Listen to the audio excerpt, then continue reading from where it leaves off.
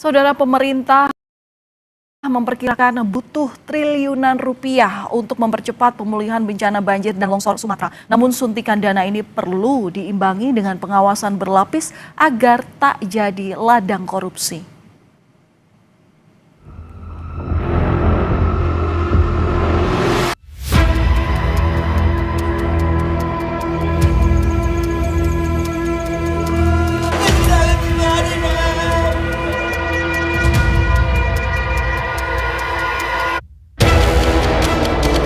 Saya ingatkan, tidak boleh ada penyelewengan, tidak boleh ada korupsi di semua entitas pemerintahan.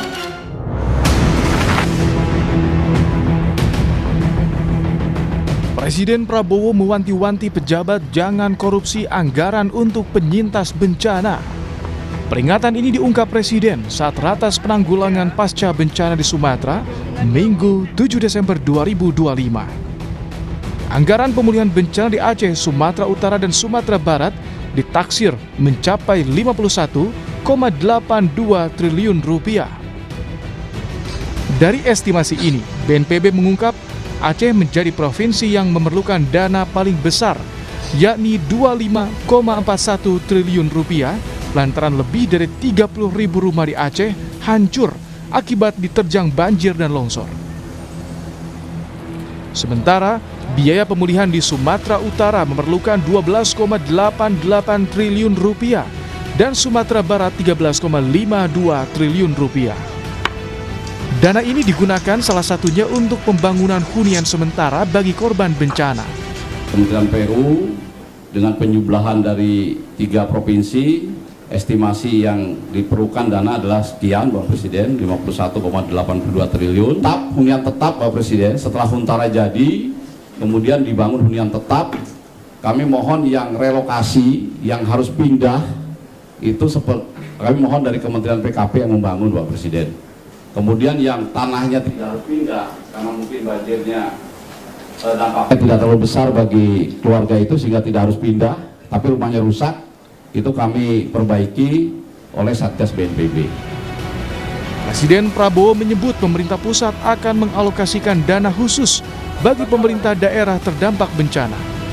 Prabowo mengalokasikan anggaran 4 miliar rupiah atau 2 kali lipat dari usulan Mendagri sebesar 2 miliar rupiah per kabupaten kota dan 20 miliar rupiah untuk provinsi. Anda minta 2M per kabupaten ya? Saya kasih 4M. Ya. Yang paling berat ya. Kirim 20M. Nanti Sumatera Utara berapa, nanti gubernurnya suruh ketemu saya.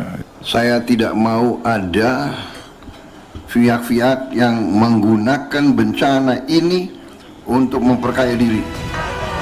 Menteri Keuangan Purbaya Yudi Sadewo memastikan anggaran pemulihan bencana sesuai usulan Presiden dan BNPB sudah siap.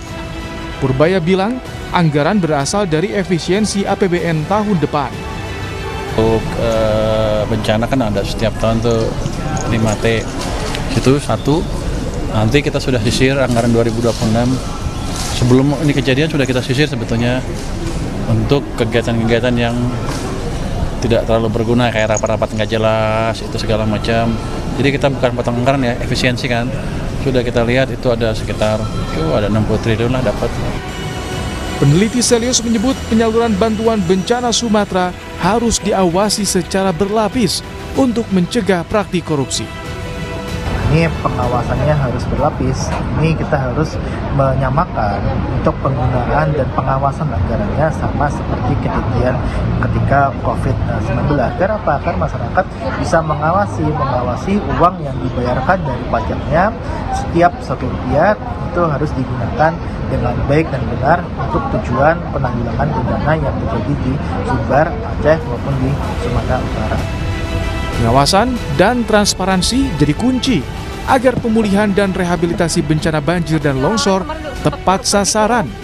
Jangan sampai ada tangan-tangan tak bertanggung jawab yang mengambil keuntungan di tengah kesempitan. Tim Liputan Kompas TV.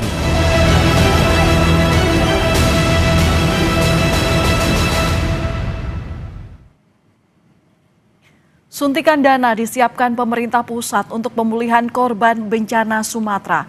Bagaimana pengaplikasiannya oleh pemerintah daerah? Kita akan berbincang dengan Bupati Tapanuli Selatan, Gus Irawan. Selamat malam, Pak Gus. Salam sehat selalu. Terima kasih. Selamat malam, Mbak. Iya, Pak, dengan rencana bantuan yang akan diberikan Presiden, bahkan jumlahnya dinaikkan 2 kali lipat dari usulan Mendagri. Nah, dana 4 miliar rupiah ini apakah sudah ada pembicaraan lebih lanjut kapan suntikan dana ini dari pusat turun ke daerah?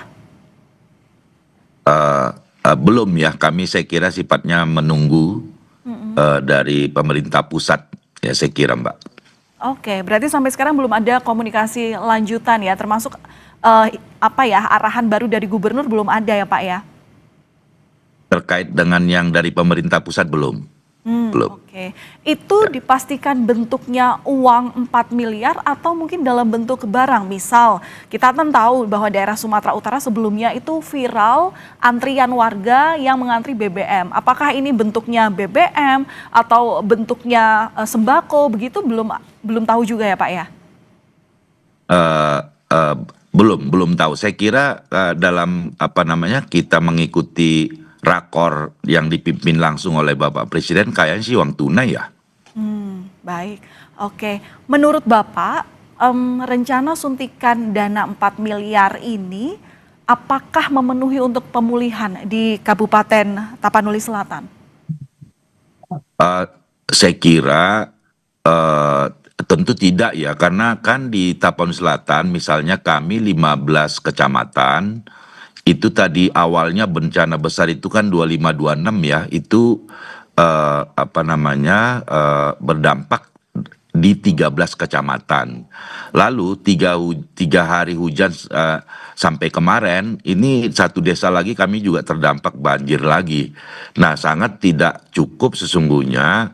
Saya kira kan nanti beberapa infrastruktur yang kemudian kami punya bendungan, punya irigasi, jalan, baik nasional, provinsi maupun kabupaten yang berstatus jalan kabupaten, itu kan kerusakannya luar biasa. Saya kira tentu ini adalah saya kira adalah dana dalam tanggap darurat. Nanti kan masih ada fase berikutnya, transisi, baru kemudian direkonstruksi, rehabilitasi yang saya kira akan juga pasti akan dibantu oleh pusat juga. Dan sekarang secara itu paralel sebetulnya perbaikan infrastruktur misalnya, tapi yang fatal-fatal ya, kan orang dari pusat misalnya dari Kementerian PUPR, Balai Jalan Nasional, Balai Besar Wilayah Sungai gitu ya, kan sudah ada juga di daerah untuk melakukan normalisasi yang sangat mendesak.